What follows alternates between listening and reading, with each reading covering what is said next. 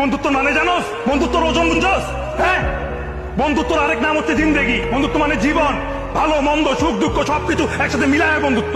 বন্ধুত্বের জন্য যান দেয়া যায়, যান নেওয়াও যায়।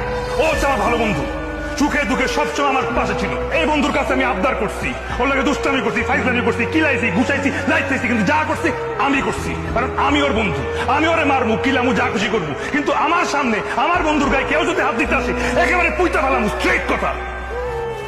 আমার এই বন্ধু সবসময় আমার খোঁজ খবর নিছে, আমার জিজ্ঞেস করতে, বন্ধু তোর কি মন খারাপ, তোর কি ব্রেকআপ হয়েছে, তুই বিড়ি খাবি, চল বিরিয়ানির দোকানে যাই, বিরিয়ানি খাওয়াই, আমি বিল দিতেছি। আমার যখন ব্রেকআপ আমি ছাকা খেয়ে উল্টাই ছিলাম, তখন সারাদিন আমি পিছিয়ে পিছিয়ে ঘুরছে, যাতে আমি কোনো কিছু উল্টা পাল্টা না করি। আমার নিয়ে ঘুরতে যেতে চাইছে, সারাক্ষণ আমার মন ভালো করার চেষ্টা করছে। আমার বাবা মা যখন অসুস্থ তখন ও সবার আগে হাসপাতালে গেছে।